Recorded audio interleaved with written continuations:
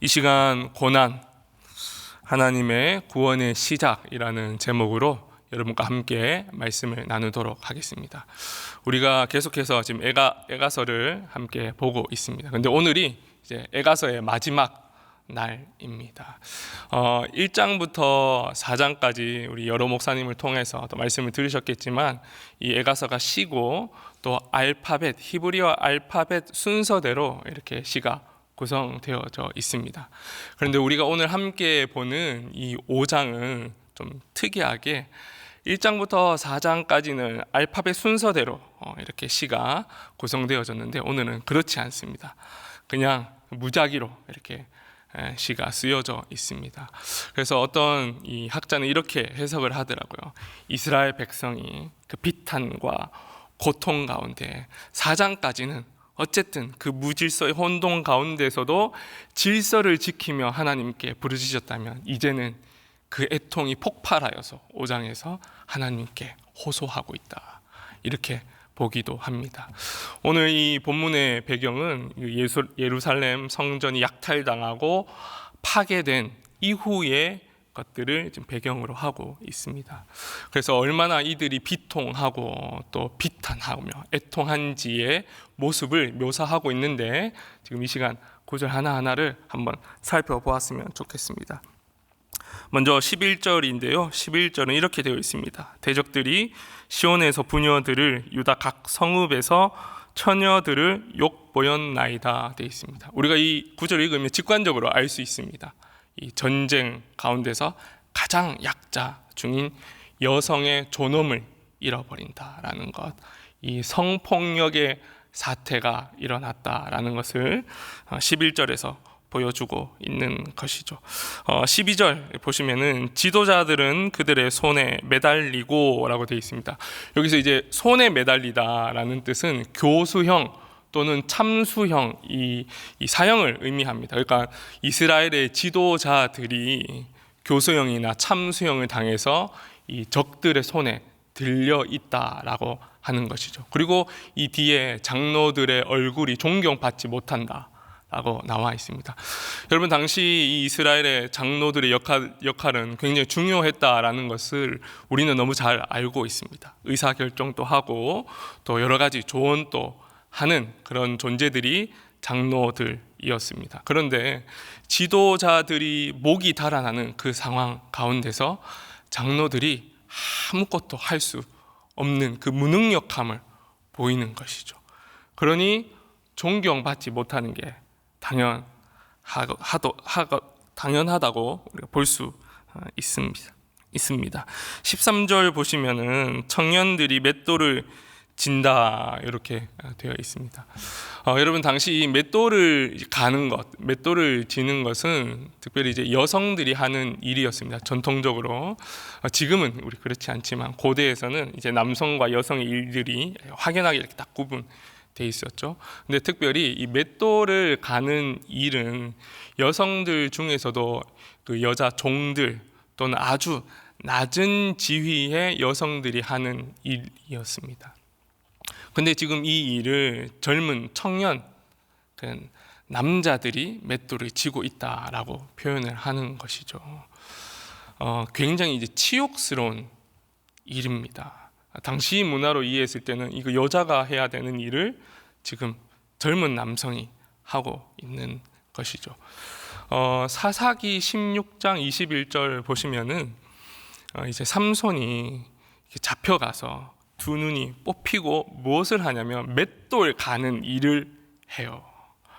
그 블레셋 사람들이 그걸 통해서 무엇을 삼손에게 주고자 하냐면 그 사기를 저하시키고 굴욕감을 주고 굉장한 수치감을 주기 위해서 그러한 일을 시킨다라는 것이죠. 지금 동일합니다. 이 바벨론의 이 적들이 이스라엘의 젊은 남성 청년들에게 맷돌을 지금 지게 하는 것이죠. 그들에게 수치와 굴욕감을 주고 이 우리가 정한 질서의 체계에서 전복시키지 못하도록 그들의 사기 그리고 저항하지 못하도록 이제 억누르는 그런 모습을 보여주는 것입니다. 이어서 아이들이 이제 나무를 지다가 엎드려진다 이렇게 표현하고 있습니다. 여러분, 그 당시에 사람들이 그 아동의 노동력이 필요했을까요? 특히 이제 그 적들이 아동의 노동력이 필요했을까요? 그렇지 않을 것입니다. 그러나 왜 이 아동에게 이런 학대를 하는 것일까요? 뭐 여러 가지 이유가 있겠지만, 첫 번째, 그 아이들이 학대당하는데 부모가 아무것도 할 수 없고 지켜봐야 하는 그 무력감을 선사하기 위해서 아이들에게 그 노동을 그리고 핍박을 하는 것이죠. 그리고 두 번째, 민족의 미래가 아이들입니다. 민족의 희망이 아이들입니다. 근데 그 아이들을 핍박함으로 인하여서 그 아이들 스스로가 미래가 되지 못하도록, 뭔가 민족을 위하여서 살아내지 못하도록 억누르는 거죠. 어릴 때부터 억누르고 괴롭혀서 더 이상 자신들의 민족을 위하여서 뭔가를 하지 못하도록 그 희망의 불씨를 꺾어버리는 행위를 지금 적들이 하고 있는 것입니다. 14절을 보시면은 노인들은 다시 성문에 앉지 못한다 이렇게 되어 있습니다. 당시 이제 성문은 이 이스라엘 공동체 사회에서 아주 중요한 장소였습니다. 그곳에서 재판도 하고 가르치기도 하고 의사결정을 하는 아주 중요한 곳이 이제 성문이었습니다. 그리고 우리가 노인이라는 이 단어, 또 어른이라는 단어를 들을 때 떠오르는 이미지가 있습니다.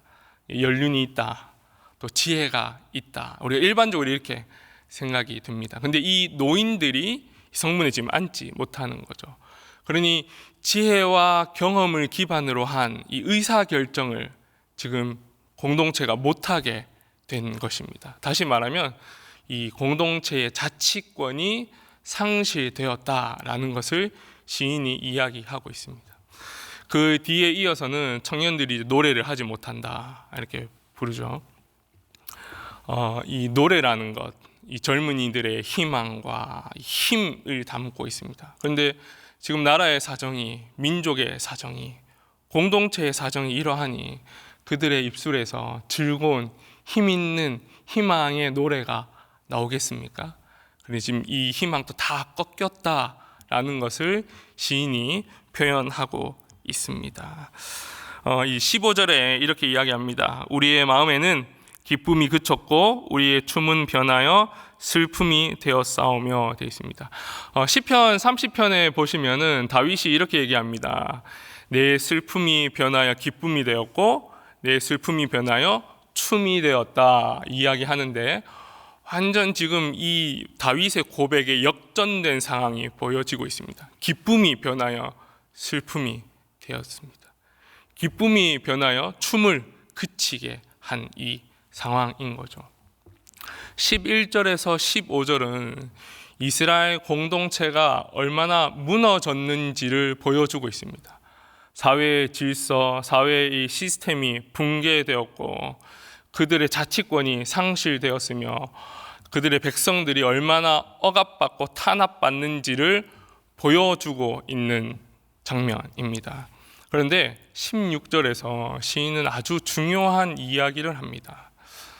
이렇게 이야기합니다. 이렇게 우리 민족이 고통받는 것은 바로 우리의 죄 때문입니다 라고 고백을 하고 있습니다. 여러분, 우리가 인생을 살아가면서요, 어떤 고난과 고통 또 문제 앞에서 본능적으로 하는 생각이 있습니다. 정말 이건 본능입니다. 혹시 이 문제가 내 탓은 아닌가, 내 문제는 아닌가, 우리 기독교식으로 이야기하면 혹시 이게 나의 죄 때문은 아닌가라고 우리가 본능적으로 고민합니다. 이거는 그리스도인이든 비그리스도인이든 상관없습니다. 인간은 문제 앞에서 첫 번째 그 질문을 마주합니다. 그런데 세상 사람들은 이 고민을 하다가 아담과 하와처럼 서로를 비난하는 방향으로 많이 갑니다. 이것이 본인이 생각했을 때 이게 내 문제가 아니라고 생각한다면 타인에게 그 문제의 원인을 찾으려고 하고, 그리고 비난이 시작이 되는 것이죠. 그런데 그리스도인은 조금 다릅니다. 우리가 이런 문제 앞에서 또 고난과 고통 앞에서 본능적으로 이게 내 탓이 아닌가라고 돌아봅니다. 그런데 물론 모든 우리 인생의 고난과 고통이 내 죄 때문이다 이렇게 말할 수도 없습니다. 왜냐하면 그렇지 않은 경우도 분명히 있기 때문입니다. 그럼에도 불구하고 이 본능적인 질문이 그리스도인에게 중요한 이유는 이 질문의 시작이 바로 하나님께로 끝난다라는 사실입니다. 우리가 그 고난과 고통의 문제 앞에서 때로는 해석이 안 될 수도 있습니다. 이게 왜 이런 건지 도무지 알 수 없을 때도 있습니다. 그럼에도 불구하고 그 끝은 하나님만이 이 문제의 해결자 되신다라는 것을 우리 그리스도인은 알 수 있기 때문입니다. 그래서 쭉 이제 보시면은 이러한 성찰을 하지 않았을 때, 다시 말하면 그리스도인들이 어떤 문제와 고난 앞에서 스스로를 돌아보고 하나님께로 달려가는 이러한 작업들을 하지 않았을 때에 어떠한 현상들이 일어나는가를 지금 17절과 18절에서 묘사하고 있습니다. 이렇게 이야기를 하고 있어요. 우리의 마음이 피곤하고 이러므로 우리의 눈들이 어두우며 되어 있습니다.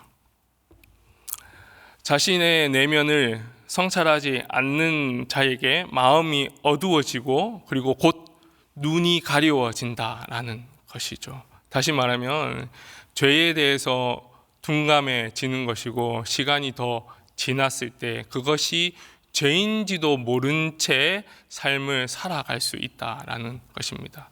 그리고 그렇게 영적 무감각의 상태가 지속되면 18절에서 이렇게 이야기합니다. 시온에서 여우들이 뛰어논다. 그 거룩한 시온산에서 당시 부정적인 동물로 인식되었던 여우가 뛰어논다. 즉 하나님과의 단절을 의미하는 거죠. 자신의 내면을 성찰하지 아니하고 하나님께 달려가지 아니한 그 사람들의 결말은 결국 하나님과의 단절을 이야기합니다. 누가복음 16장 보시면은 부자와 나사로의 이야기가 나옵니다. 부자와 나사로가 죽었습니다. 그리고 부자는 음부에 있게 되고 나사로는 아브라함의 품에 있다라고 성경은 표현합니다. 그런데 부자가 아브라함에게 이렇게 이야기합니다. 나사로를 시켜서 그 손끝에 물을 찍어서 제 혀를 서늘케 해 주십시오 라고 이야기를 합니다. 제가 갑자기 왜 이 부자와 나사로 이야기를 할까요? 여러분, 부자는 여전히 세속의 가치관을 가지고 음부에 있다라는 것을 본문이 보여주고 있습니다. 그가 보기에 아브라함은 민족의 위대한 인물입니다. 그러니 아브라함에게 그 부탁은 차마 못하고 자기가 죽기 전에 거지로 있었던 나사로를 시켜서 자기 혀에 물을 대게 해달라. 여전히 나사로를 자기가 아무렇게나 명령해도 되는 존재로 여전히 음부에서도 인식을 하고 있다라는 것이죠. 팀 켈러 목사는 이 부분에 대해서 이렇게 해석합니다. 무엇이 잘못인지 보지 못하고 무엇이 죄악인지 깨닫지 못하는 그 상태가 바로 지옥이다라고 표현합니다. 오늘 본문에서 이스라엘 백성이 자신의 내면을 돌아보는 그 성찰을 하지 못하여서 마음이 어두워졌고 결국 눈이 가려워져서 그게 무엇인지도 모르는 그 지옥과 같은 삶, 하나님과 단절된 삶을 살고 있다라고 지금 시인은 고백하게 되는 것이죠. 근데 시가 이렇게 끝나면 얼마나 이게 참울하고 우울하겠습니까? 그러나 참 감사하게도 19절에 이 참된 하나님의 백성을 우리에게 보여주고 있습니다. 우리 19절 함께 읽었으면 좋겠습니다. 시작. 여호와여, 주는 영원히 계시오며 주의 보좌는 대대에 이르나이다 되어 있습니다. 이스라엘의 백성의 그 공동체의 그 성찰을 하고 난 이후에 이게 우리의 죄 때문입니다 라고 고백한 이후에 어디로 가냐면 하나님께 소망을 두는 것으로 가고 있습니다. 쉽게 이야기하면 하나님은 영원히 계시는 분이십니다. 그 영원히 계시는 그분께서 우리의 고난과 고통의 문제를 영원히 내버려 두시지는 않을 겁니다 라는 신뢰의 고백을 지금 하고 있는 것이죠. 그런데 20절과 22절을 보면 조금 헷갈릴 수 있습니다. 제가 읽어드리겠습니다. 20절은 이렇게 이야기합니다. 주께서 어찌하여 우리를 영원히 잊으시오며 우리를 이같이 오래 버리시나이까. 22절입니다. 주께서 우리를 아주 버리셨사오며 우리에게 진노하심이 참으로 크시니이다. 이 두 구절만 보면 또다시 원망하는 것처럼 보입니다. 하나님, 어찌 우리를 이렇게 두십니까? 하나님, 우리를 잊으셨습니까? 라고 원망하는 것처럼 보입니다. 그러나 우리가 19절에서 보았듯이 또 앞에서의 그 내용들을 보았듯이 시인은 전혀 그런 마음으로 지금 하나님께 부르짖는 것이 아닙니다. 예를 들어서 아이가 아버지에게 도움을 구할 때 만약 이렇게 얘기한다고 우리가 가정해 봅시다. 아버지, 저 그냥 이렇게 두실 겁니까? 아빠, 저 이렇게 그냥 둘 거예요? 이 말은 아버지께서 나를 돕지 않을 거다라는 의심을 가지고 묻는 말이 아닙니다. 아버지가 날 도울 능력이 있다, 어서 저를 도와주십시오 라는 의미로 이렇게 이야기를 하는 것이죠. 그래서 20절과 22절의 그 표현들이 하나님을 신뢰하는 것을 기반으로 하나님께 도움을 요청하고 있습니다. 하나님, 우리의 죄 때문입니다. 근데 우리의 이 고통과 고난이 너무 힘겹습니다. 하나님, 우리를 잊지 마시고 도와주십시오. 우리를 구원해 주십시오 라고 오늘 이 시가 마무리가 됩니다. 이제 제가 이렇게 한 절 한 절 살펴봤으니까 조금 우리가 시각을 조금 멀리서 좀 전체적인 이 맥락을 볼 필요가 있습니다. 제가 모두에서 예루살렘 성전이 약탈당하고 파괴되었다, 그리고 그 배경에서 지금 이 시가 쓰여졌다라고 말씀드렸습니다. 여러분, 예루살렘 이 성전을 누가 파괴했습니까? 바로 바벨론 적들이 그 성전을 약탈하고 파괴했습니다. 그럼 그들이 왜 예루살렘의 성전을 파괴했을까요? 여러분, 이런 이야기 들어보셨을 것입니다. 고대 팔레스타인의 그 전쟁은 민족 간, 나라 간의 전쟁이기도 하지만 고대 신들의 전쟁이다. 다시 말하면 이 사람들이 자신의 신이 이스라엘의 신을 이겼다라는 것을 가시적으로 보이는 것이죠. 그래서 예루살렘의 성전을 파괴하고 무너뜨린 것입니다. 그런데 조금 우리가 다른 시각으로 이 문제를 보았으면 좋겠습니다. 정말 이 예루살렘의 성전을 파괴하신 분은 누구십니까? 이 이스라엘의 적들 뒤에는 누가 계십니까? 누가 이 적들을 사용하여서 성전을 파괴했습니까? 바로 여호와의 손이 이 적들을 사용하여서 예루살렘 성전을 파괴했습니다. 그러면 우리가 이런 질문이 생깁니다. 왜 여호와 하나님은 자신의 손으로 자신의 성전을 파괴했을까? 우리가 금방 답이 나옵니다. 이 사건을 통하여서 하나님의 백성들이 자신의 잘못을 깨닫고 자신 스스로를 성찰하고 하나님께 돌아오게 하기 위해서 이렇게 자신 손으로 자신의 성전을 파괴하신 것이죠. 그런데 이 충격적인 일이 더 놀랍게 600년 이후에 또 일어납니다. 바로 예수 그리스도의 십자가의 죽음이십니다. 우리 요한복음 2장 19절에서 21절을 읽어봤으면 좋겠는데요. 이건 제가 읽어드리도록 하겠습니다. 예수께서 대답하여 이르시되 너희가 이 성전을 헐라 내가 사흘 동안에 일으키리라. 유대인들이 이르되 이 성전은 46년 동안의 지역권을 내가 3일 동안에 일으키겠느냐 하더라. 그러나 예수는 성전이 자기 육체를 가리켜 말씀하신 것이라. 600년 이후에 성전 되신 그 하나님께서, 예수 그리스도께서 십자가에 못 박히심으로 스스로 그 성전을 철저하게 무너뜨리셨습니다. 왜 그러셨을까요? 하나님의 백성들이 죄를 깨닫고 하나님 앞에 돌아오게 하기 위해서 자신의 성전을 철저하게 무너뜨리신 것입니다. 이제 말씀을 맺고자 합니다. 여러분, 우리의 인생에는 고통이 없을 수 없고요, 문제가 없을 수 없습니다. 그러나 그 문제 앞에서 우리 그리스도인은 우리 스스로를 성찰하며 하나님께 도움을 구해야 합니다. 그리고 이미 예수 그리스도를 통하여서 우리의 모든 고통과 고난, 그 문제들이 해결되었습니다.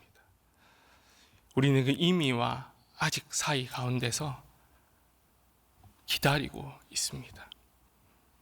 오늘 하루도 여러분의 인생의 문제 앞에서 하나님이 우리의 도움이시다, 하나님께서 반드시 우리를 구원하신다, 아니 우리를 구원하셨다라는 그 소망 가지고 그 기다림의 시간을 잘 견딜 수 있는 힘이 있기를 간절히 축원합니다.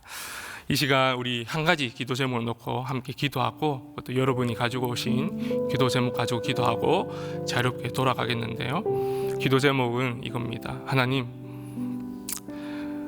우리 스스로를 돌아볼 수 있는 지혜를 더하여 주시옵소서.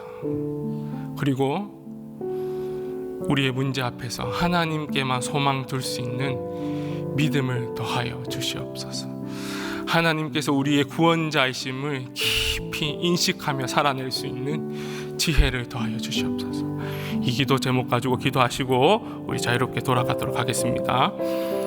사랑하시는 하나님 아버지, 오늘 말씀을